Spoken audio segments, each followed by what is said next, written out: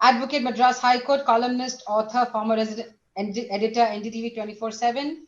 Kamali Mathai, a very reputed journalist. And Dr. Mini Rao, as I said before, one of the most cheerful psychologists I've ever come across. Now, Igniting Minds, I'll give a very, very brief intro saying Igniting Minds was started with the purpose to, kind of set a spark amongst children to start thinking. And I believe that the only way we inspire or we get inspired is either through books or through people. And these days, more than books, I can see that it is people who are inspiring the generation, which is the millennials, as we call them.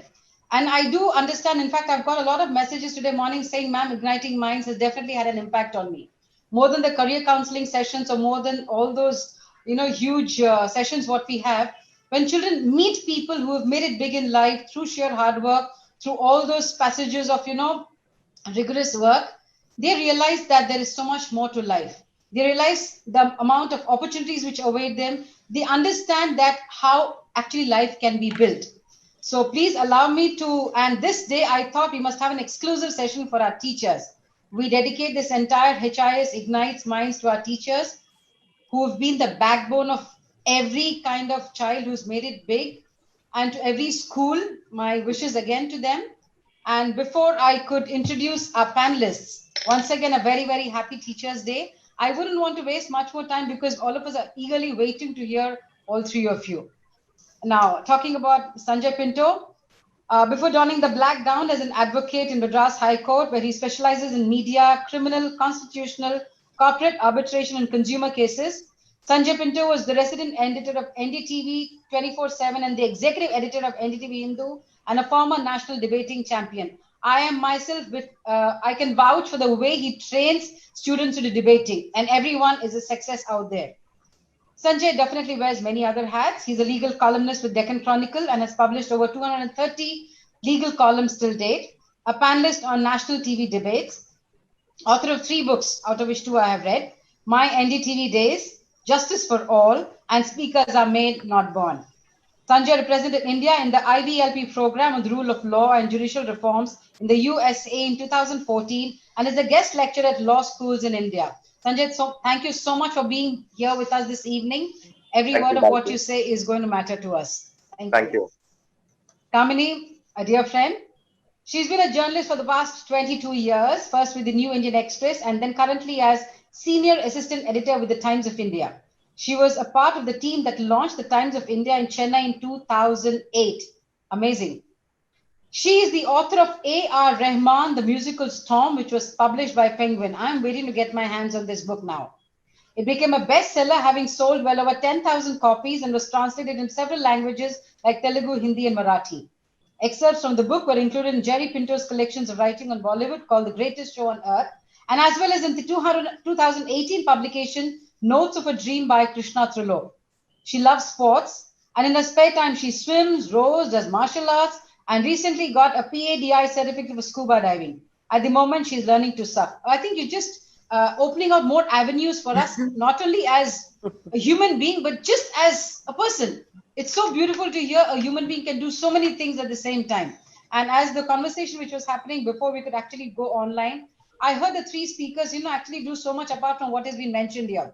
And we are waiting to hear that. Thank you, Kamini. Thank you so much for being here with us this evening. Dr. Mini Rao.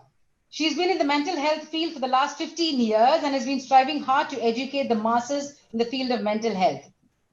Dr. Mini Rao, through various channels like television, radio, newspapers, magazines, and her talks in various schools, colleges, and corporations, is constantly educating people and making them aware of what is mental health and how important it is to have good mental health in order to function well on a day-to-day basis and be productive in society. I cannot agree more on this, especially in times such. And I'm sure all my teachers also are required to understand that mental health for a teacher is also extremely important. She was awarded the best outgoing student in her BA and the second rank in the university in her MA. She also stood first in her MPhil. Her PhD thesis is a comparative study on burnout between IT employees and the BPO employees and was published in the Journal of Psychological Researchers, an international journal. She also dons many a hat, including that of a panelist, chief guest, speaker, writer, judge, and an ambassador for many, many social causes. And the social causes, to name a few, are Chennai Turns Pink, a breast cancer awareness organization, an ambassador for peace, United Nations Peace Federation, a spokesperson for KARE, and an organization that wants inclusion of special children in normal schools. I think the NEP also has mentioned that. A volunteer for the NGO, the Candles, and a crusader for educating children infected with HIV. Dr. Mini Rao, I am most happy to have you with us on this special day, and thank you very much. Thank you. Going into the panel discussion of the day, I start with a very, very simple question, which could have a very beautiful answer, I must say. The impact which a teacher has had on all the three of our panelists, both during school and college. It'll be a pleasure to hear from you. And one point is one thing, I want my teachers to get inspired. And at the same time, I want them to know how important they are in the life of a child. When they deal with those souls which are sitting right in front of them, how important they are, which many a time we fail to realize. So Sanjam, I want to begin with you. So please tell us about the impact a teacher has had on you. And given that Madam Judith Pinto herself was a teacher and you remember her so fondly, your loving mother as the kindest teacher on earth. Thank you, Bharti. Hi, Mini and Kamini. You know, my mother was my first teacher. She was a kindergarten teacher and she taught me law. She taught me law when I was in kindergarten, and she taught me law unwittingly. And that first legal maxim that I had learnt in my life was this: never be a judge in your own cause. So although I was slated to join my mother's section, SKGA in Don Bosco, Egmore, my mother felt it would be unfair. So she put me in SKGB, where I was under the tutelage of Miss Amla. Miss Amla was my first kindergarten teacher. And, you know, little things matter. These little incidents remain in your mind forever. I remember one day my shoe was very tight and I was extremely restless during the class. So Amla Miss took me, I mean, any other teacher would have probably just said, it's okay, why don't you go out, go to the, today they have nurses and all in schools, or why don't you just go out and come back again, or remove your shoe and sit there. She took me, placed me on her lap, and then removed the shoelaces, opened the shoe, and then found that it was indeed tight. So she took a blade, cut the back of the shoe, and she made me sit. Later, we found that there was some paper actually stuck inside the shoe. But this is literally stepping into the shoes of a child to know how it feels, not to dismiss something. If there's some minor discomfort, don't just neglect that. So I thought caring came at a very young age for me, apart from my mother's care and affection. The very first teacher in my life, Amla Miss, she set that, she set a very high bar in that sense, very high standards. And later on, I think what we really need from teachers, and the reason why we instituted the Kindest Teacher Award in Chennai, and we hopefully be bringing it to the Hindustan group of schools as well. The first edition is going to be in Don Bosco, Egmore. We felt that kindness as a virtue needs to be celebrated. We have teachers who are felicitated for getting, for producing the maximum number of centums, for instance. And these are invariably higher secondary teachers. The kindergarten teachers who actually matter the most, who spend those crucial formative years with children, molding them, they need the maximum patience. It's not easy to deal with kids these days. Ask me about it. I have 2 9-year-old children, twin children, and it's extremely challenging. So I think we wanted to celebrate kindness, and therefore we're going to take this award across the city. We want kindness to be a virtue that people really celebrate, and that's why the Mrs. Judith Pinto Memorial Kindest Teacher Award will go around Chennai every year, because we want this to really gain traction. Kamini and I go back many years from our debating years in college, so I don't want to speak too much. I'll end with this, and let's have a fruitful exchange of views. I'd definitely like to hear what Kamini and Mini, the psychologist, have to say. Should I? Thank you, Sanjay. And I can understand if after all these years you're remembering Amla Miss from senior KG, I can very well understand the impact and the impression that she has had on you. Kamini, we wait to hear from you. So for me, actually the teacher who possibly had the biggest impact on my life was someone who never taught me any subject. He was the principal at my school and he taught chemistry, but he never taught me. So it wasn't in the subject that he inspired me, but with what he did. And this is one thing I will never forget, because I was in class 11. It was towards the end of class 11. And in my school at that time, which is in Vellore, at that time, Vellore wasn't, as hep as it is now, even if it's not. But anyway, so he, in that time in our school, the boy was always the school captain and the girl was always the school vice captain. There was no equality there. It was this every year. So I went up and then I said I want to change this, and everybody said don't go, he's kind of scary and all, and he'll just simply shout at you, just don't go to him. But nobody in those days sort of went and met the principal, but I fixed up and I went and I met him, and I had this big spiel on gender disparity and equality and everything. But he just sat me down and he said, okay, what is it? I said, see, for years, why does the girl have to be the vice captain and why does the boy have to be the school captain? Why can't they both be head boy and head girl? And I've done research, this school has it and all. So he just said, you know what, you're right, why not? So let's give it a shot from this year. And then he just asked me, why are you so interested? I said, because I'm going to be head girl next year. And I was so sure of it because my brother's class was voting, so no way they'll vote for somebody else. But yeah, so I went out, and that was the first year that they actually changed things around. So I became officially the first head girl of that school. It doesn't seem like much, but it made such a difference in my life, because I still remember him to this day. He's now in Kerala. I still, look him up on Facebook, because that one thing sort of changed it, that, someone is willing to listen. He was the first teacher that sort of really listened to me, and that I feel, even though he never taught me a subject, it made me think that, what, if you have something to say, go ahead and say it. Don't be afraid of what other people will think or other people will say. And that's a lesson I've sort of carried with me through my life, just don't be afraid to say what you have to. So I think this is the one teacher, Mr. Matthews, who really inspired me despite not teaching me any subject. So that's my... So nice to hear, Kamini. And the very fact you said that, somebody waited to listen to you and has given you the courage to speak up. And that really matters. And so, and with this, I kind of remember what we do in our Hindustan group of schools. We have something called Coffee with the Principal, a very informal talking session, what we have with the seniors, where they can just talk openly. It's very important, because, it makes such a difference to a teenager, and when they you're know 16. that they have someone to talk to. And they can just be free and with no inhibitions, no boundaries, no words, nothing. So thank you so much, Kamini, for bringing this point. And Dr. Mini, we're waiting to hear from you, the reason for your cheer and the happy psychologist that you are. Kamini, hearing from you, I think you should start classes on assertive training. Yeah, you make a wonderful, assertive trainer. So anyway, for me, it was in 6th standard. She was my 6th standard class teacher, and she was my English teacher. And I was a very bad student, very, very below average student. I was highly interested in sports. In table tennis, I was an athlete. I never used to concentrate on my studies. But this particular teacher, she wouldn't reprimand me or scold me or humiliate me, but she used to motivate me in such a beautiful manner.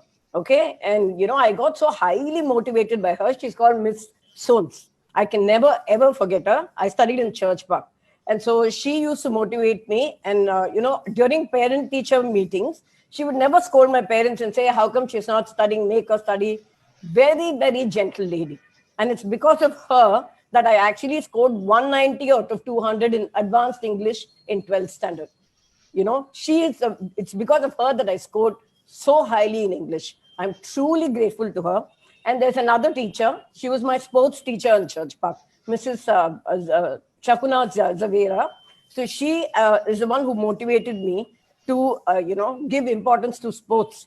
And I became a state level table tennis player because of her. These are the 2 teachers I'm most grateful for. And happy Teachers Day to Miss Soons and Mrs. Shahuna. Thank you so much, Doctor, for that. And I hope all the teachers' names that 3 of you mentioned are somewhere listening to this and feeling so proud and happy to see and hear all this. Thank you. But I would definitely, before going in, I would also like to ask General Matthews, who was the teacher who impacted him? Please, sir. Well, firstly, ma'am, after listening to such distinguished people, they've all touched actually very, very important things, which I think are cornerstone of any good person's life: kindness, empathy, and these are things which are not taught. They have to be imbibed, they have to be absorbed, and not by words, by the actions of the people who influence us. And there are 2 sets of people who influence, and both these sets have been mentioned by our distinguished panelists. One is by our teachers, what we learn in school, and more important, what we see at home. The problem comes when there's a dichotomy between these two environments. I'm told something, but what I see at home is different. So each one of my teachers, I've been a very average guy all my life, but one thing which I am proud about and which I'm different from many people is two skills which I have learned over the years, down the 63 years of my life. One is the skill of observing and the skill of listening. I've made this my passion, and in no books, just keep watching people, watch them dispassionately, and pick up the good things. And what you see bad is what you have to stay away from. So actually, a bad guy is also a teacher. These are two very basic aspects. Each one of, fortunately, my father was in the army. He sent me to reasonably good schools. We had very, very good teachers. And the focus was not so much on teaching, is how you teach. What are the things you don't do? How do you behave when your principal is around? How do you deal with students who are not so accomplished? Because finally, at the end of this journey, what is it all about? It's not about what you gained. It's about what you could give to others.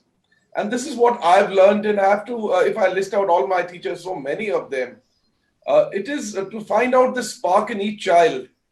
Like the example the distinguished doctor gave us, every one of us has a spark. Now, unfortunately, nobody sees it in most people, and it just goes away, wasted.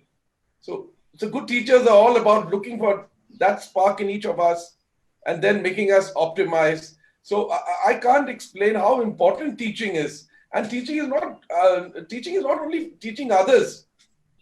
The biggest teacher is the fellow who's the biggest learner. Every day we are learning. So I find this whole aspect, I've been involved very deeply with the education field in the past couple of years. But otherwise, though I've been a soldier, I've been passionately involved in education. Real nation builders are our teachers, and we teach because it gives us happiness. We don't teach because I get some salary and all this sounds very good. The real good teachers are the ones who teach because it gives them happiness. The real good psychiatrists, the real good psychologists are those who are doing what they are doing because it gives them joy. The real sportsmen, the real journalists, the wonderful times I've seen Sanjay on television, what struck me, he's doing it with happiness. Today morning, I won't mention the name, I saw a person in my office. I said, ma'am, you're looking so happy. Finally, you have to be happy in what you're doing, because if you're not happy in what you're doing, what happiness can you execute? What happiness can you distribute? Just listening to them 3, 4 minutes only, I'm sure we'll have a wonderful, wonderful session. God bless all our panelists. God bless all my wonderful teachers. And God bless our wonderful Bharti madam. Thank you, sir. And I think that's why sparking all the, getting that ignition done for all our children, HIS ignites minds. And as sir rightly put it, parents are the first teachers at home, and at school, the teachers become the first mothers or the fathers. It happens. It's a dual role we play. Okay, coming to my next question, which is quite, I think we'll have to face it. If we have to have more teachers coming in, we'll have to face this question. And my question will go to, this question will go to Kamini, and then I'll come around. The contemporary challenges you think the teaching community is facing. Your views on it. I think, I don't know, today, at least with this whole pandemic, I think the biggest challenge is technology. You know, how to sort of not even master it, but just, equip yourself with how to deal with technology. Because, like one of my psychologist friends was saying, students today are technology native, whereas teachers are technology migrants. You're here, you're navigating a whole new sphere, you don't know what's happening, and students take you for granted, take you for a ride and all that. So I think the most important thing is you don't have to be a whiz, you don't have to be a hacker or a software engineer, but just embrace technology. Don't be scared of it.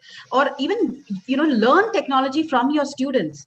Use them to make a class interesting, or, use them to make a nice presentation, which you can use. I think now teaching has to move from the blackboard and I know it all to more of a collaborative effort. where students are involved, where students are part of it. Get them to use their technology knowledge to help you make your lesson better, because I think that's one of the biggest challenges that teachers are facing today, technology. So I think if we can get students involved in a lesson or in a class, it might just help. No, Kamini, the change has already happened, because when I see my own small children, a teacher giving a lesson or wanting them to do it, Correct. they do it most happily because they can see them on screen.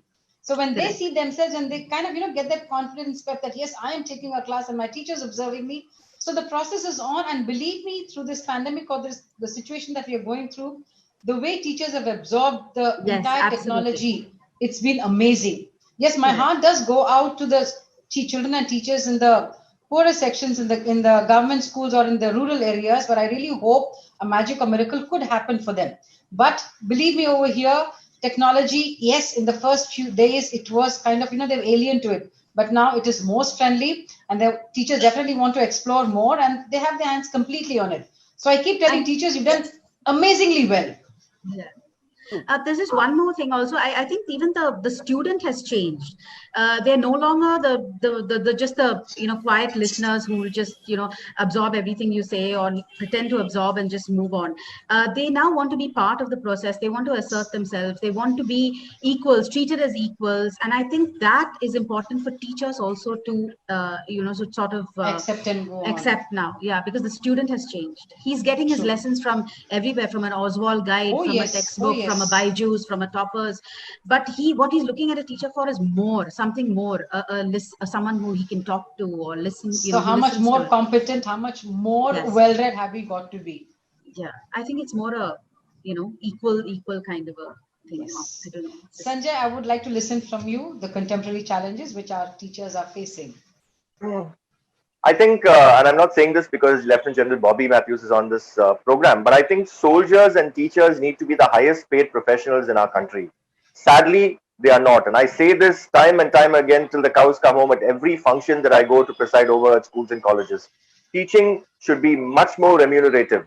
Teachers right now look at it as a vocation and not as a profession. But if we have to attract the best talent, first, we have to get out of this ostrich tendency and stop talking about, oh, teachers do it for the love of teaching. Of course they do it for the love of teaching, but they've got bills to pay.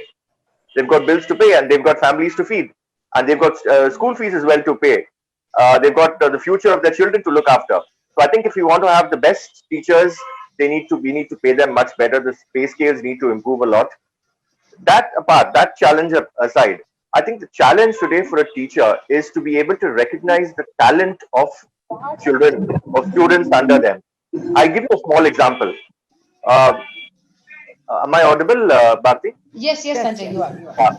When I was in class 6, when I was in class 6, I hated mathematics. I just didn't have a head for mathematics. Okay, I think there's some disturbance. Can I just say something? Anybody who's not speaking, if they can be on mute, Yeah, then this won't happen. They have been. Okay. Yeah, I'd like to continue now. Is it okay? Aarti, can you just mute yourself, please?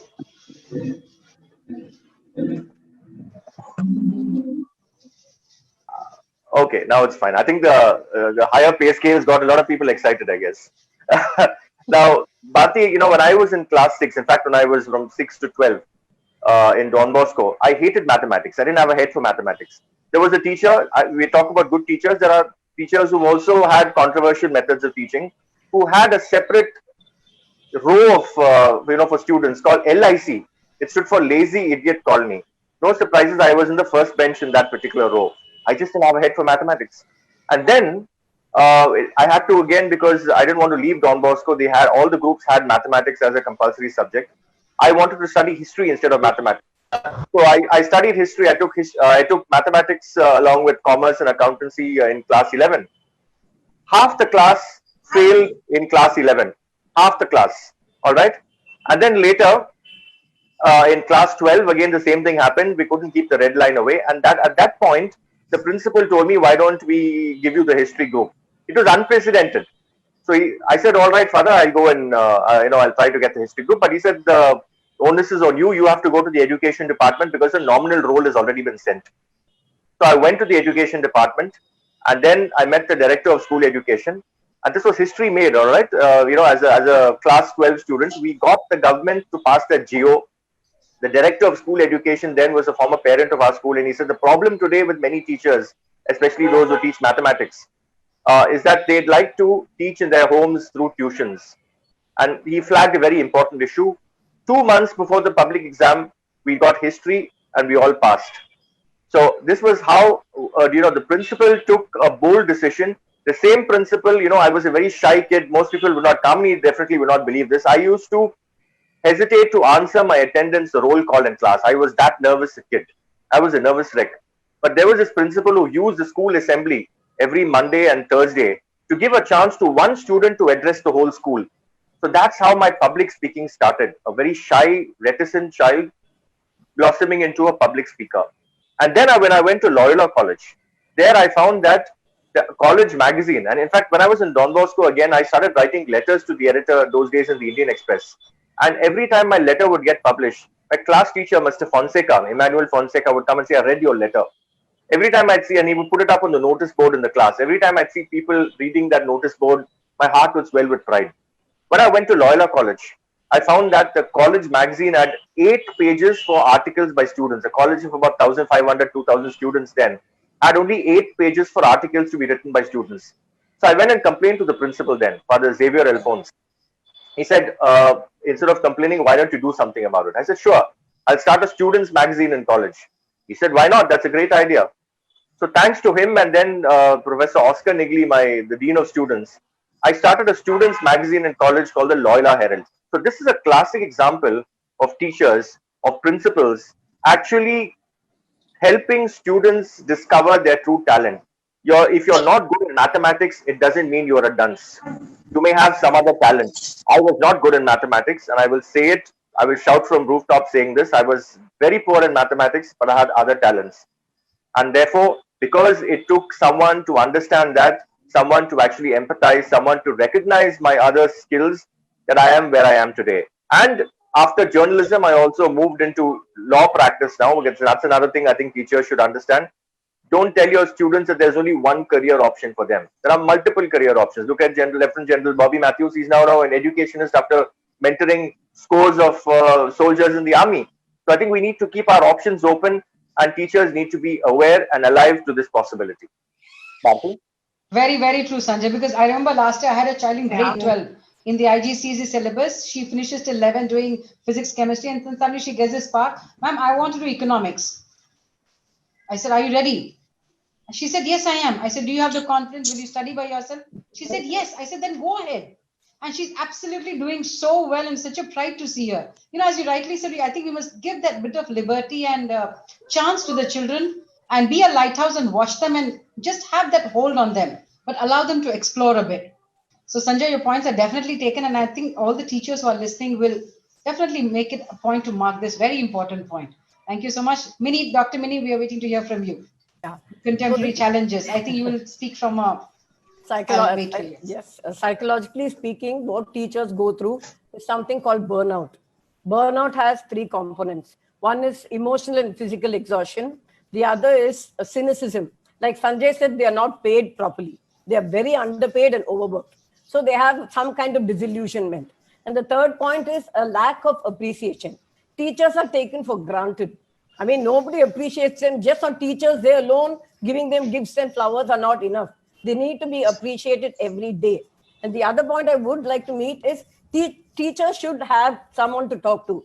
They should have a counselor in place so that they can talk about their problems, their frustrations, their worries, and their anxieties. So I definitely would think a psychologist has to be made mandatory in every school for the teachers and for the students. This is my take on the challenges and the classrooms.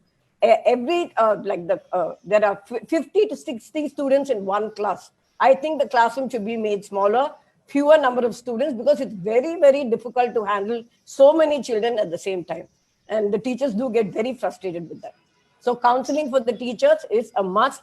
A psychologist has to be made mandatory in every school. That's my take on it. Thank you, Doctor. And I with all the points that you mentioned, I must say, and I'm very proud to be a part of Hindustan, because Hindustan takes care of most of the points. We have not more than about 20 to 22 children in class. Pay-wise, it is definitely a big yes.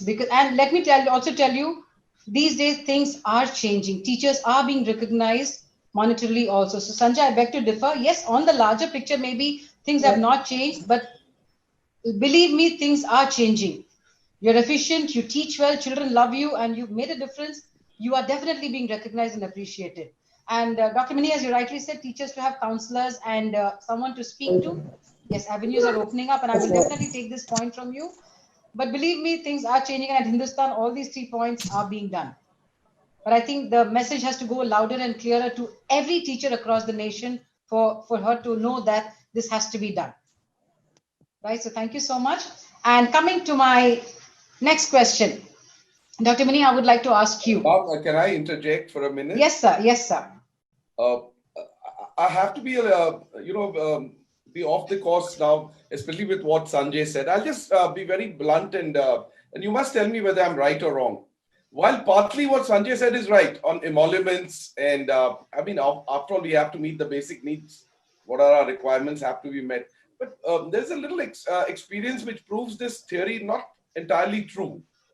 When the new scales, University Grant Commission scales came into the education field, and especially in the colleges which were being paid at UGC scales, that means we had professors and all, what scales in the government of India were available to say 200 people now became available to say 20,000 people. And you know what I'm talking about, because then, the assistant professor became equal to something, and finally there were the vice chancellor equal to Secretary Government of India. And it was a radical change.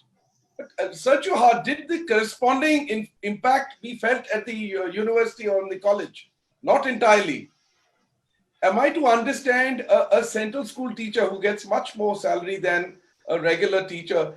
Is the teaching standards in a normal central school, I'm talking about a normal central school, if any of you could say, yes, it's better than another school. So while paying emoluments is one aspect, I mean, no one can say it's not an important issue. This example which I've given, Sanjay, I don't know whether you would agree with me, you're distinguished lawyer, and so it's not entirely true. The problem lies partly elsewhere. What does society think of the teacher, and what does the teacher think about himself? Now, it's a self-esteem issue. Like, I'm so happy that he was kind enough that the soldiers aren't paid enough, but still there's a Santosh Babu who goes and dies voluntarily. I mean, if today any of us, we say, okay, 100 crores to you, brother, go and knock off yourself. I'm telling you, nobody's going to raise a finger. So why did Santosh Babu do it? So it's a very complex issue. While monetary issues are there, I think the issue is on self-esteem. What does society think of me? And what do I think of myself? So that's one little difference with Sanjay. Unfortunately, the second difference is also with him. If Sanjay is not good in maths, I'm telling you, Sanjay, because you didn't find a teacher who could demystify maths. This is one of our fundamental issues. And today there's so much of research that mathematics is the key to unfolding, unlocking the vistas of knowledge, whether you're an advocate, whether you're an artist or a historian. Because our methods of mathematics teaching is so awful. If God's given you skills, then you just take off, there's no problem. The problem is not about God-given skills. It's about the people like Sanjay and myself. I became good in maths, Sanjay, after I joined the army. And I realized all these years I just suffered because slowly I unlocked it myself. So in Hindustan, one of our key issues is ensuring that basic mathematic fundamentals are clear. It's not whether you want to do mathematics and become one of those Nobel laureates, because mathematics is fundamental to our understanding and fundamental to critical analysis, fundamental to so many other things. So two disagreements with Sanjay. I hope he won't bang me on my head. The issue, the third issue which I want to stress on, what are the challenges of teaching? When we were young, and I'm older than all our panelists, we were docile people, whatever you give in the plate, we'll eat. But today's customer is different. He may not be very, we get carried away with technology. You may be very good with a tablet or with on the net. It really means nothing. I've met a lot of, lot of well-read, educated people saying today's kids are smart. I'm going to narrate a story, and I want to be. This is an open interaction. I want myself to be that no, what you're saying is not sense. So, what is the barometer of smartness? You may know a technological aid, you may be a master of it, but yet be a absolute no gooder. But most of us get so carried away. We say young people using technology, and what is technology? I'm talking about tablets and computers and all with dexterity, and we get carried away because most of us are not very clear how to handle it. But that doesn't make the child smarter, and this is a big misconception in India. It's like giving, give an electronic gizmo to a small baby. After a couple of years, that child knows how to handle it. Does that make the child smarter? Now, this Sanjay, he may relate to what I'm going to say. It is like I've studied in North India. So the ultimate aim of everybody in Punjab is to go to a foreign country, Canada or England, and that's the end of it, And the Sardaji goes there and comes back and says, England mein to sare bade padhe likhe hain. So they said, what happened? What's so good about England? Kehande othe te sare Punjabi English bolde hain. Because in India, the barometer of knowledge and education is English. Sardaji says, there everybody speaks English. What a well-educated society. So, the issue is, it's very complicated. Today's students' aspirations are more. He's more discerning. He's more critical. So that way, teaching has become so difficult. And then, God forbid, this young pandemic came along.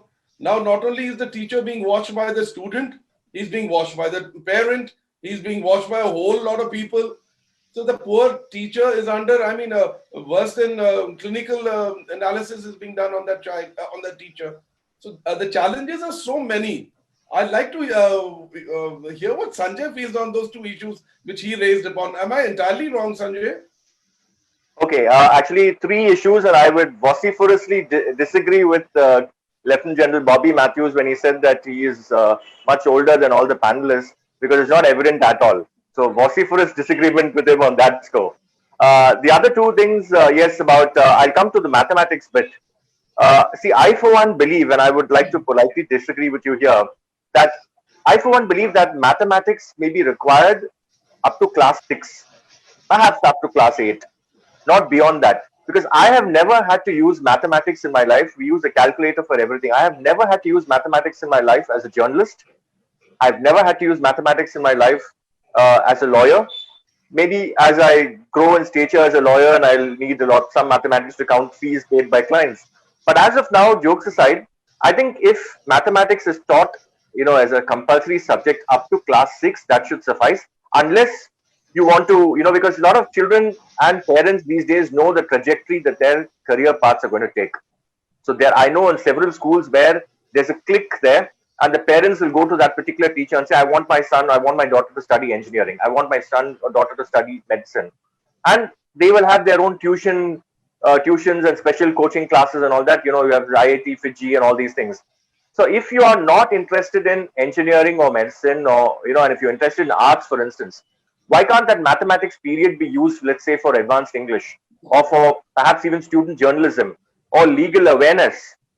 These are skills that will matter rather than learning by rote and, trying to, I found mathematics quite a torture, frankly. And it was like a game of snakes and ladders. English history would pull my total up. Mathematics would pull it down. Another thing, Hindi as a second language.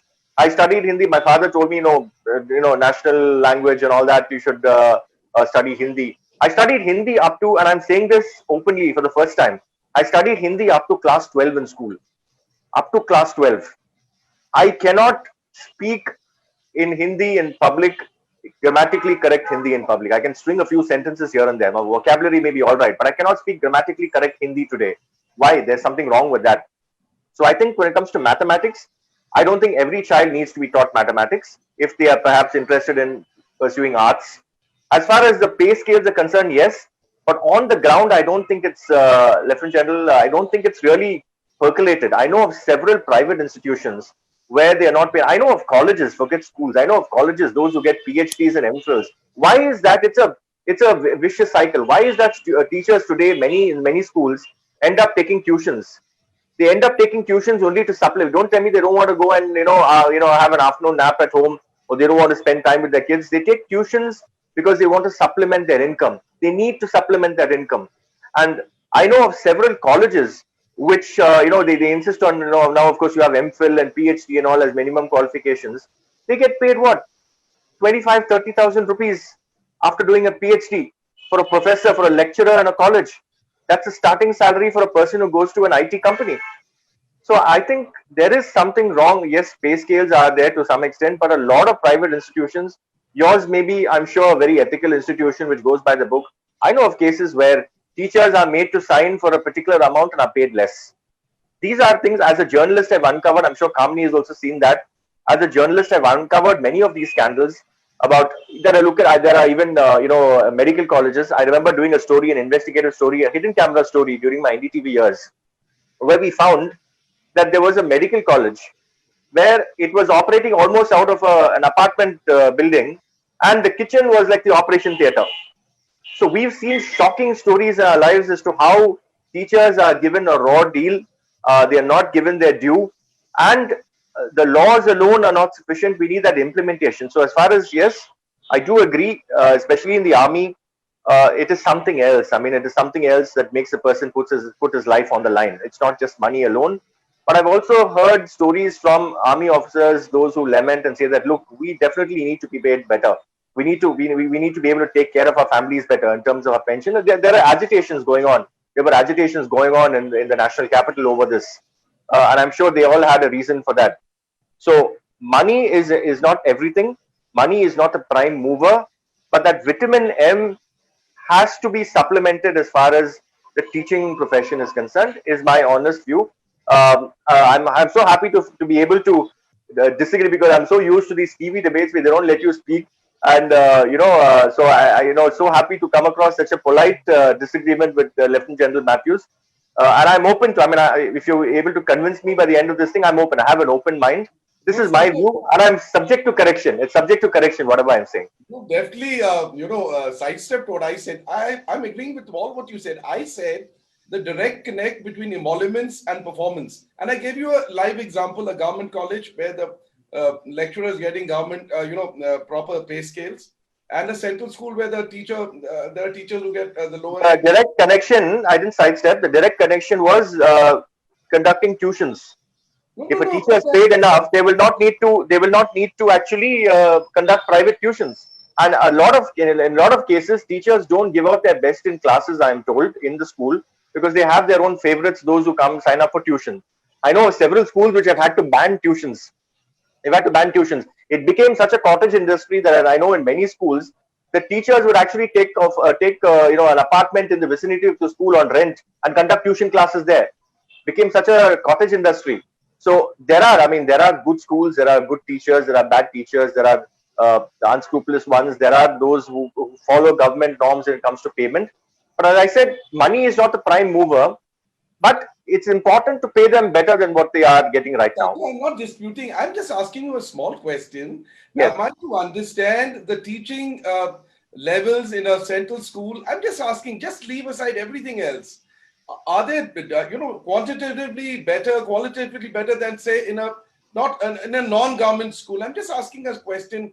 That's all. I mean, the answer is a matter of perception. It's not. I mean, I really thought it would make a difference, because I believe a teacher should be paid more than anybody else, like they do in Canada, in Scandinavia, all those countries. The teacher is the number one resource. So I used to think as a child, and I've been a little radical guy, I believe in a lot of things. I mean, someday, Sanjay, when we meet, I'll share. So I really thought when this happened, now today, if we have a senior professor getting the scale of a additional secretary, Government of India, is that commitment? I'm saying this because the guy who's showing it would have done it without that salary also. I'm talking about the average guy. Is there a direct, it's like a turbo. When you put on the turbo, you can feel the turbo. I don't think so. This is my very humble experience. I'll leave it at that, Sanjay. What I mean is, I thought, the salary is going to tip the thing. It really hasn't made a difference. In fact, it's become the other way around. Now, people who are on a government teaching assignment, whether it be a college or a school, it's become the other way around. They're laid back chaps now. Now they don't want tuitions also. At least the other fellow was aspiring to do some tuitions. Now he's very happy, and I really don't know whether the increased pay has increased his commitment to teaching. I'll leave it there, Sanjay. It's a little So I will sum up. I will sum up my view on this. That if you want to ignite minds in the classroom, in the school, and pay them better. Absolutely, no doubt, no doubt. I must express myself, gentlemen. It's been a very intriguing and thought-provoking conversation which just happened. Thank you so much to both of you. Dr. Mini Rao, my next question. Now, I want more of the youngsters to take up the teaching profession, but I hardly find any youngsters coming up to be teachers. In fact, today when my children wished me, I said, children, I really wish in the years to come, I find a few of you becoming teachers. How do you think we could, attract the youngsters to come into this profession? Doctor, you got to unmute. I think they should start teaching at a very young age. Like, for example, we'll have, a few sessions in school where the older students teach the younger students so that they get some kind of experience in teaching. It's a highly fulfilling job, teaching, because I've taught in my PhD. I've taught master's students, and it's an emotionally fulfilling job. You are actually giving the person so much of knowledge, so much of ideas. You're molding a child. More than that, I don't think you can get any kind of satisfaction in any other field. My field also is a very satisfying field, obviously, because I remove the trauma, agony of people, who come to me. That way, a teacher completely molds a student. So I would definitely encourage students to take up teaching as a profession. It's highly satisfying. As you rightly said, till some time back, till we knew that there was a psychologist and there was a counselor, a teacher was everything. And especially in my days, I think all of us, Kamini, Sanjan, all of us kind of belong to the same age span. We never had counselors, or we never had, psychologists to go to. A teacher was everything for us in class. But today there is a necessity with changing times for a child to go to a counselor and psychologist. But basically, a teacher is everything for a child. Very true. Right? Very, very true. Kamini, how would you woo youngsters into the teaching profession? Recently I sort of started teaching as well, and I must tell you, the satisfaction I get from taking a class is way more than anything else I've done. You do get paid for it and everything, but the point is that there are free classes you take as well. I don't know, there's just some satisfaction that comes out of it. There's just some joy that's more than with any other profession. And the other reason why I think teaching is a wonderful profession is because you're sort of a learner all your life. And I think in terms of mental health and in terms of just your mental well-being, you're not going to get things like dementia and things like that, because you're just learning all the time. You're constantly using your brain. You're constantly left brain, right brain. You're teaching children, and every year, just imagine you have a bunch, 90 new students, new characters, new personalities, new everything. It's such a challenge. It's something, in other careers, it can get a little run of the mill. You can sort of go into a rut after a while, but, you're doing the same coding all the time. The software engineer probably earn a lot, but I'm just saying here this is just the sheer challenge of it. Why wouldn't you want to teach? I don't know. If I had a chance to go back and start again, I probably would take teaching as my profession, because it's just the challenge is so nice. Keeps you excited forever. Every day you go to a class, you wait. What are the children going to ask me? And another way, practically speaking, now everybody's losing their jobs, right? I don't think a teacher is going to lose their jobs. I think the security is quite high. The older you are, the more experience you have, the better for you. Here you're 50 and they're probably going to say bye-bye. But, as a teacher, you're more valued. The older you are, the more experience you have. So in today's environment, it's a great profession to be in. That's personally what I think. You're there, and the better you are at it, nothing like it. You're molding a child for the future. You're molding them. You have so much power in your hands. I hope all the children and youngsters and everybody who's listening to you listen to this and actually come into this field. We need to have more teachers come in with the love for teaching. Yeah, Sanjay, that's what I have to say about it. But Sanjay, you got to unmute.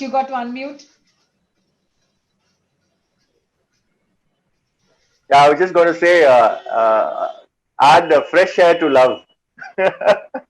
No, but I agree with Kamini, because I'm also, I mentor kids in public speaking, as you know. And I also delivered guest lectures on media law in law schools. I think before you go in to give that lecture, before you go in to teach, there's a lot of preparation that goes on. However accomplished you may think you are, that one little question from a child can completely knock you off. So I think there's a lot of preparation that goes on before you go on to face a class, and that is heady stuff. So I completely agree with Kamini there that there are certain things that money cannot buy really. I do concede there. I'm not eating my words here. I do concede there are things that money cannot buy. The sheer joy of making a difference to someone's life. Teaching is one of those avenues where you can make a difference to someone's life, where you can teach them certain things. I've seen. I'll give you a small example in one of the schools. During the break, we noticed that there was a boy who was sitting very quietly. So I walked up to him and asked him for his name, and he started shivering. So why are you shivering? I just asked you for your name. And then after talking to him, he said that, when he was in class 2, the teacher threw open a question to the class. This boy put up his hand, he answered something, and everybody burst out laughing, including the teacher. And since then, that has psychologically scarred this boy. That has psychologically scarred him for life. So I think teachers have a huge responsibility, like a pilot sitting in the cockpit. Teachers have a huge responsibility, especially in the lower classes, because they're dealing with impressionable minds. You're dealing with those young, impressionable minds. And that teacher, like I said, Amala Miss in my class, for the Xavier Alphonse in Loyola College, there was, I had a great English teacher, Master Michael Sundar, who helped me a lot. I mean, some of those classes, and let me tell you something else, may not be the most popular thing to say. You know what is my favorite subject in school after English? It was catechism.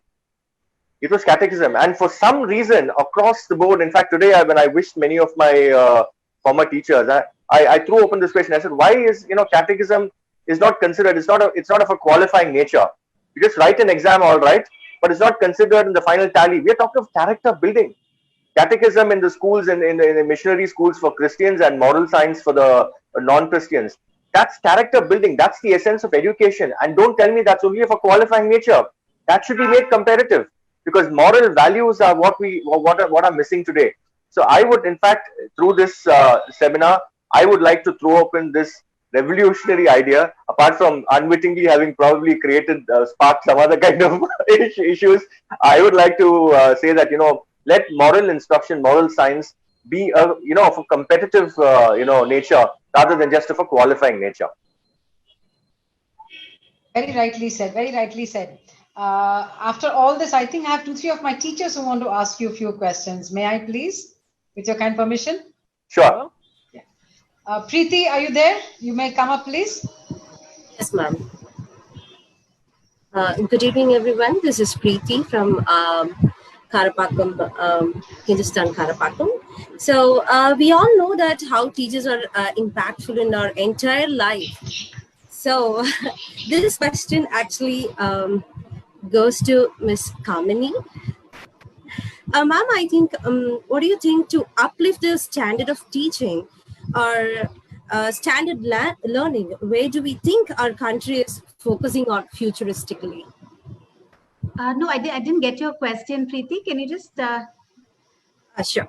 So to uplift the standard of teaching or standard learning, where do we think our country is focusing on futuristically? I didn't quite get that. Where is the country focusing, is it? Yes, ma'am. I mean, as a teacher, where do you think you should be focusing, or? I'm sorry? No, I didn't. Can you hear me? Sanjay, do you want to take? I didn't quite get the question. Preeti, I think Preeti meant to ask you as to whether, in terms of our in teaching, the standard of teaching, improving the standard of teaching, where do we go from here? How do we improve the standard of teaching in the future? If I understood that correctly. Yes, sir. Okay, I think basically, personally, what I feel is that as a teacher, if teachers are willing to constantly learn, be on a quest of learning, whether it's their subject or beyond their subject, I think that is the only way to sort of uplift the standard of teaching here. It can't be a focus on just academics. I know teachers are under a lot of pressure these days about the marks and the scores and everything, but I think if it has to go beyond that. It just has to go beyond that to the subject. And I think, I don't know if this is answering your question, Preeti, but I think if if in any profession, even teaching, if you're constantly learning how to improve that very subject you're teaching, even if it's trigonometry for 20 years, how to improve that trigonometry, how to make that lesson more interesting, how to change things around. See, students today, I've realized, even with my son, they want to know why they're learning something. They don't want to just learn it.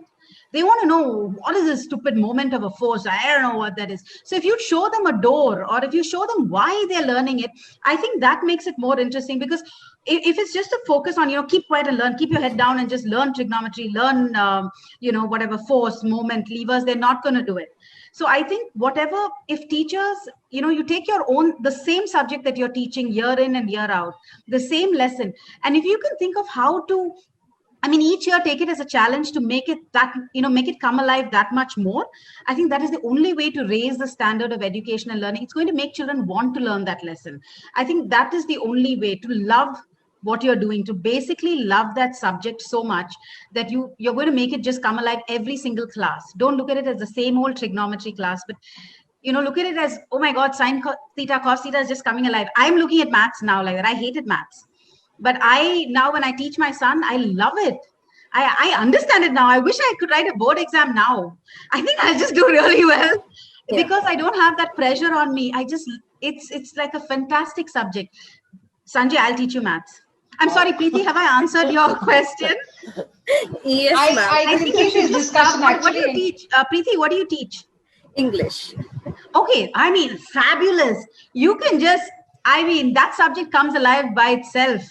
And I think if you just, every year you look at whatever, the Merchant of Venice or whatever it is that you're teaching with a whole new light, and pretend it's your first class and have that josh for it. I think that'll just change, I don't know, it'll just change everything for the student. Instead of just going into class saying, Bassanio, Antonio, you read. It'll make it come alive. I don't know, this is just my perspective on it. No, I can see the excitement in Kamini when she talks about Merchant of Venice and Bassanio. I can actually see it, all the excitement and energy coming alive. I think it's just about making looking at it beyond the subject. And I think even in a corporation school, we went there for one of the things, just teaching the same kids. We taught them some little bit of grammar and all, but even that, they're so used to that book and just opening it and doing some fill in the blanks. And even a simple thing like a 5th standard grammar, you can bring alive with enactment or anything. It's just, I think it's up to us as teachers, or up to you as teachers, to build that into you, to think of each class as a completely new day, new session, and like you've never taught that subject before. I'm just curious to ask Preeti. Preeti, do you still use Wren & Martin for English grammar in school?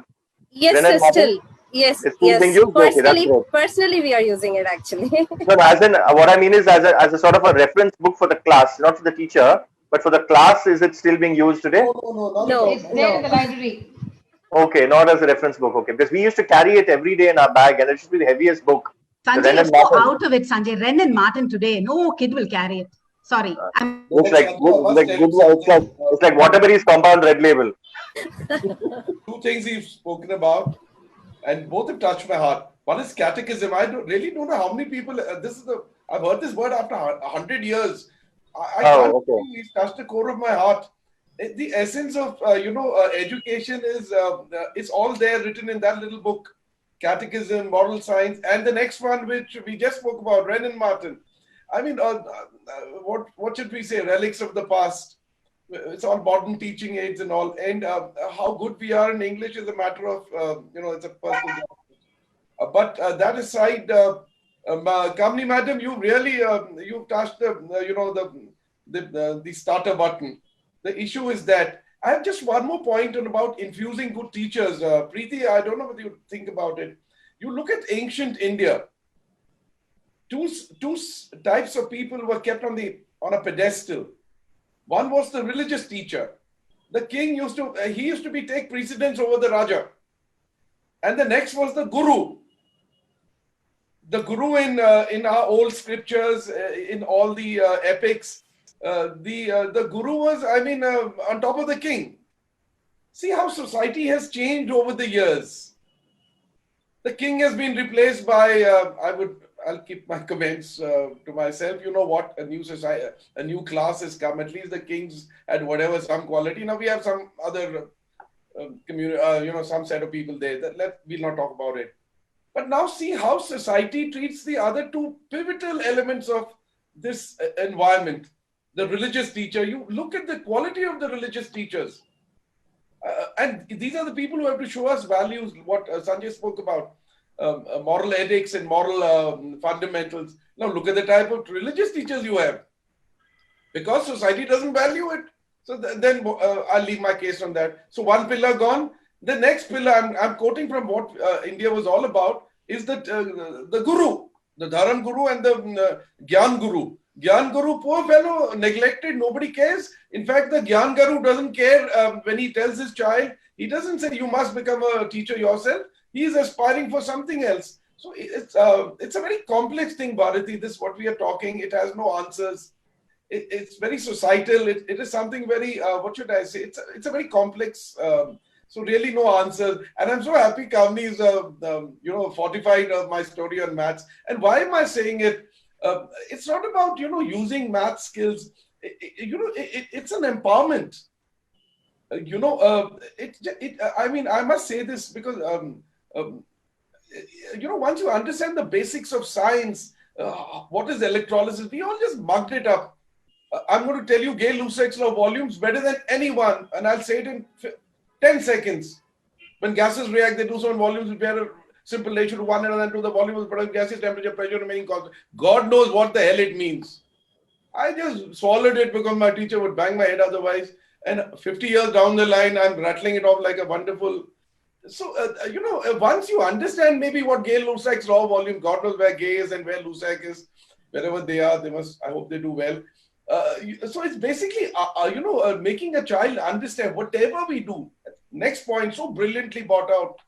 We not only looking at why, we must have our Indian students asking why not.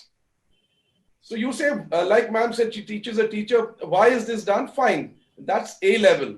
We want an A+, Kamini, Mama, whatever your child calls you. Why not this way? And this is where India will then produce the Nobel laureates, the thinkers. Otherwise, we'll still be IT professionals in Silicon Valley with whatever dollars we are getting. Have you understood? As earners, not as disruptors, not as people who are going to change society. And so these are my dreams as an old Indian for me. While I agree earning money and all is important, being in Microsoft, Google and all is very good. We are talking about disruptive people, and how will disruptive people come? When we teach them to analyze why not. Mama, this is fine, very good. Yeah, I'm happy you've taught me why. You tell me why not this way. And when all of us as a society get into this why not mode, you see where this great country of ours will go. I am convinced, I've spoken in 100,000 places. One is being a master of what is existing. That's what most Indians are.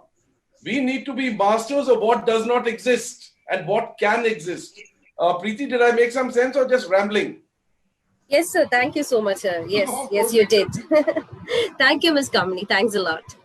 I think I'll come back to this later, but I have one more question coming up. Radha, are you ready? Radha. Yes, Bharati, thank you so much. This question I've just taken from what General Matthews was saying about why the teacher is not inspiring their children to become a teacher and aspire to become something else. Now students, the parents are deciding for their children that you should do it and you should become an engineer or a doctor or a counselor or a lawyer. Why the parents are forcing their decisions on their students? So how do we come out of it? What do you have a take on that? Like, what would you say to the parents? Like, there are so many of them on SB Live now. We're listening to you. Radha, 1 second. Divya, can you please mute yourself? Radha, yes. Who is the question for? Radha, I think you need to repeat. Is it to Mini, the question? I think it's to Mini, right? Yeah, who was the question to? Yes, to Dr. Mini. Yeah. Yes. So see, these days, like exactly what you said, parental expectations are very high. All the parents, they want their dreams and aspirations. That's dumped on their children. The children who want to do, many of them have come here with attempted suicides. Okay. If a boy wants to do interior decoration, a boy is not allowed to do interior decoration. It's because it's below his dignity. He has to become an engineer or a doctor. Okay. So the parental expectations have to stop. parents need counseling. Do they want a dead child or a happy alive child doing what they want? So I personally feel parental expectations are way too high. They should allow the child to have the freedom to choose their choice of subjects so that they do really well in those subjects. You know, I've had a patient who come here with attempted several suicidal attempts because his parents have joined him in an engineering college, paid a huge capitation fee. The boy did not have an aptitude for engineering. So he is, showing his parents his displeasure by attempting suicide. Yet the parents are forcing him to complete the arrears and finish the course. So basically, I think parents need a lot of counseling to allow the child, to give them the space and freedom to choose a career of their choice. This is my take on it. Thank you, doctor. At the end of it, what I feel is, the role that parents and teachers have to play in the life of a child is so important. And with the discussions which happened prior to this, I think all the teachers who are listening to this must definitely understand that, there is so much of a responsibility on us. And if my distinguished panelists could agree with me, when we were students, we never had smart boards, we never had, technological aids. But when a teacher taught, yes, Lennon Martin, and when a teacher taught poetry or drama or anything, even if it be a science or math, she actually brought it alive.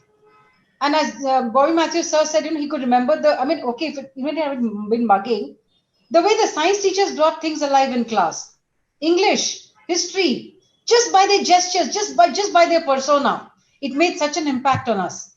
So how much of a responsibility and do teachers have with all the help being given, with all the aid being given to them? So teachers all over who are listening to us, please understand all these discussions and all these words are being said around because we want us to understand that we are at a very, very responsible position. And we need to understand that we are important for the society. And unless we give ourselves that importance, nobody else will.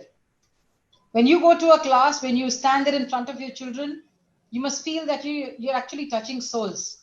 And as for me, I think it's only doctors and teachers who touch human minds and souls.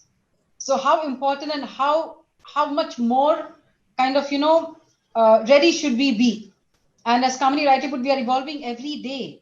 And every day when you go to the class, the child expects something new from you. Okay, my mom's going to teach this today.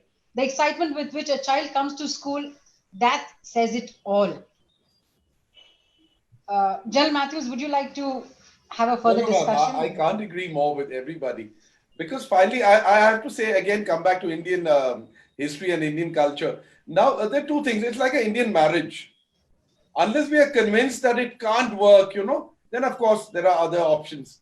But now that we are in this job, how do we make the best of it is what my very humble advice to all of us.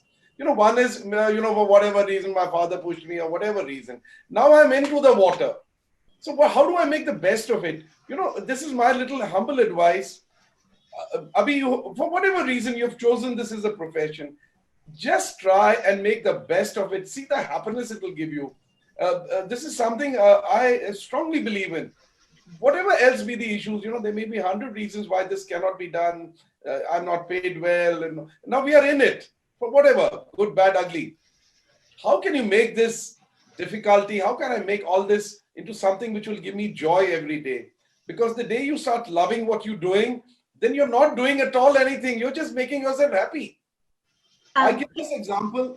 I used to often wonder, I studied in, Jesuit schools. The passion of these fellows, there's so many years, and the way he used to be after us, your football's not good, you're kicking it wrong. I used to wonder in an alien country, what is he doing? The answer I learned 100 years later. He's doing it because it gives him joy.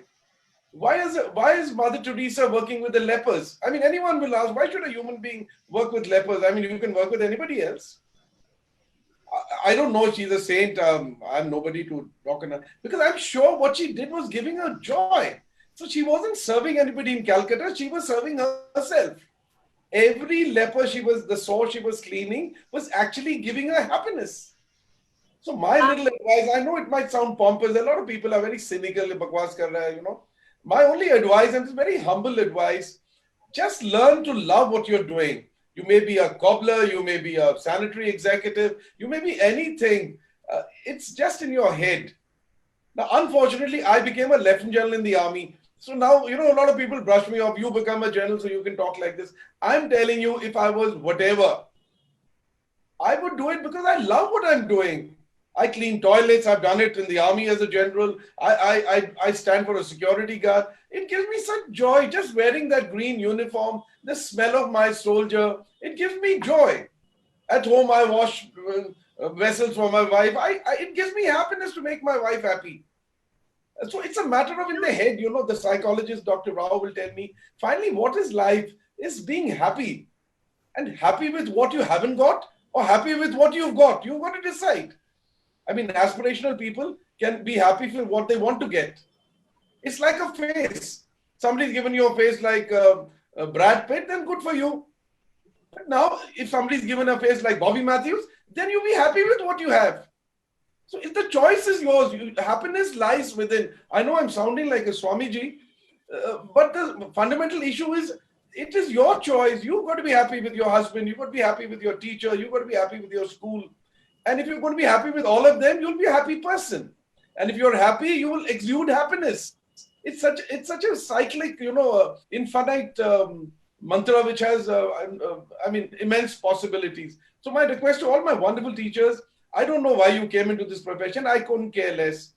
You've come in, make the best of it, treat this like your religion, treat it like your temple, and see how your life will change. Is all my very, very humble request. I know 50% will say rubbish. He's talking all rubbish. I'm talking about the other 50 because in life, I'm aware there are 50% people even God can't improve. So I'm not even looking at them. I'm not even God. I'm just a useless, humble guy. Even if 15% people believe in what I'm saying, and if my wonderful psychologist, doctor friend, she will give the science behind what I'm saying, just seek happiness within. Don't search for happiness outside. Everything is inside. Happiness, sorrow, love, hate. You take your class as a temple. You be the pujari. You're the master of your destiny. In that 40 minutes, no one can touch you. I've met a lot of teachers telling me the principal ma'am is useless. I asked that lady, I said, ma'am, is the principal ma'am coming and sitting in your class? No, sir, that she doesn't. I said, then what the hell? You've got 40 minutes. You're a king. You've got 25 students. Let go.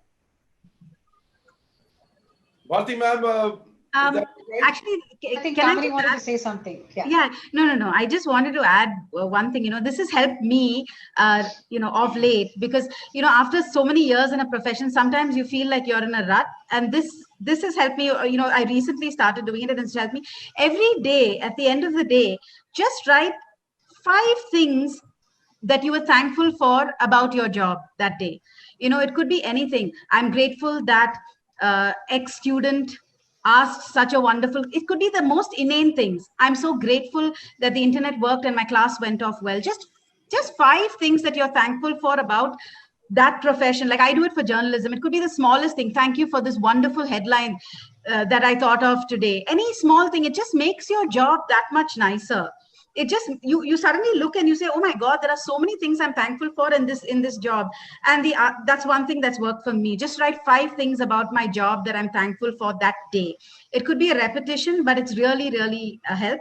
And the other thing is, I'm looking at this year with this pandemic as actually a godsend for teachers and students, because there's so little pressure on academics now. It's lifted off. This is the time to bond with the students. This is the time to sort of get to know them. Corona just hit at the right time, I think, for students and teachers to bond. There's a reason behind it. This is what I think, because that pressure of A levels, O levels, A stars, B stars, and A plus is sort of lifted off a bit. At least for my son, it's lifted off. I don't even think he knows there's a board exam happening. So I think that, that bonding is really something to make the most of this year, is what I feel. So that's what I just wanted to say. Well said, Kamini, I think, and gratitude, an important virtue for all of us to, adapt and go by. It'll really help. Sanjay, one final word from you? Yes, Bharti. One final word for all the teachers. Okay, not a question, but okay, the last word, is it? Okay. See, why is that we all recall with fondness best practices of our teachers? Why is that I started my my submissions with Amla Miss and the tight shoe that I was wearing. Why is that? We have every student will have favorite teachers. I'll tell you, in Don Bosco we used to have this practice every year. In fact, we had it one particular year. We had a very strict teacher, Master Selvadurai. Every morning, he would send students back who would enter his office. He was the assistant headmaster. So if you don't say three things, if you don't say good morning, may I come in, sir, good morning, sir, and thank you, sir, he will make you go out and do it 10 times. But he was loved. He was loved because of the discipline that he infused in us, instilled in us. So I remember on Teachers' Day many years ago, in fact we lost him 3 years ago. On Teachers' Day many years ago, we all of us went in our school uniforms and sat in a class, and he took a class for us. He was an English teacher and a geography teacher on Gray's Elegy. He took a class for us. We all sat there like students. What is it that makes us want to go back to school, want to don that school uniform again, want to listen to our teachers again, want to keep in touch with our teachers again, want to ping our teachers again on Facebook and ask them how they are doing? I don't think this happens in the corporate world. How many people really keep in touch with their ex-bosses? How many people look at other professions and and like to be in touch with them? Teaching is one thing that has that, as some of the panelists said, creates that bonding.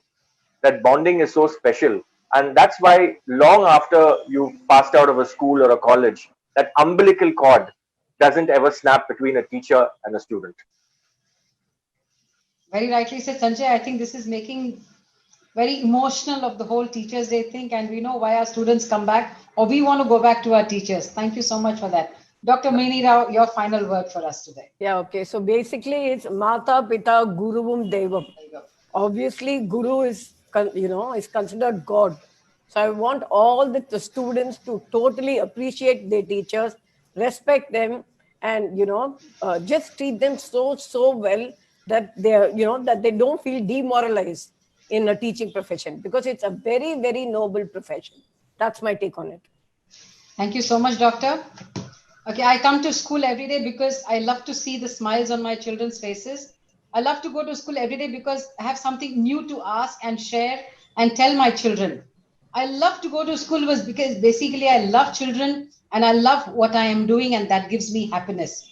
I think that's the final word and sentence what I want to say. And to all the teachers who are listening to us, please be rest assured and understand and take in that we are in one of the best professions that God could have blessed us with.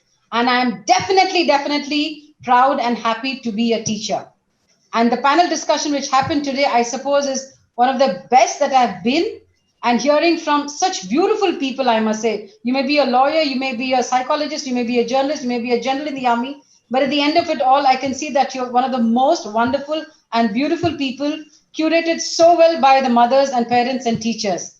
It's been so wonderful to have you on all with us on HIS Ignites Minds.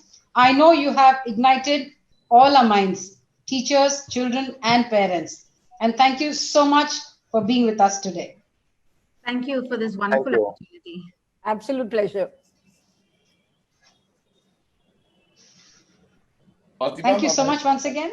Okay. I just want to firstly thank our wonderful moderator, Bharti Madam, and three wonderful people who I've got to know better. Thank you very much for sparing time on a Saturday. I know it's a de-stressing time.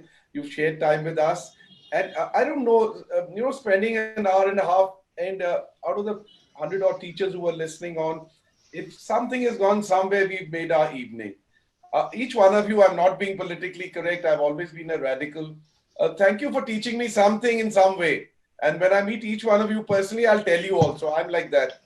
Because this whole process was so wonderful. And this is Bharti's idea, this HIS Ignites, to speak freely. When I was asked, will students be listening? I said, why not? What are we, this transparency is the key to society changing. Why should this be, India, this is another little hassle, only for these people, you're only VIPs, they're only, let's have openness, break all these windows, Hindi mein, break all the walls and say what you have to. If somebody likes it, good. It doesn't like it, just too bad. And it's been such a pleasure. Thank you, sir. Sanjay, thank you for being with us. Thank you, Mini Madam, Kamini Ma'am. I'm looking forward to meeting you, getting to know you better. And I'll request you, I hope you will join us in our, few endeavors which we're going to do in future. And you'll help us a lot. Grateful to each one of you. Grateful to all my teachers who listened in. And I want you to take something back from this little discussion we've had, and not be cynical, don't be judgmental. All of you all just go back after this is over. Okay, fine. These 5 good things we've learned, and let's take it forward. Thank you very much. God bless each one of you. God bless our great country, and God bless all our wonderful teachers. Thank you. Thank you. Thank you, sir. Thank you, sir. sir. Happy Teachers Day. Jai Hind, everyone.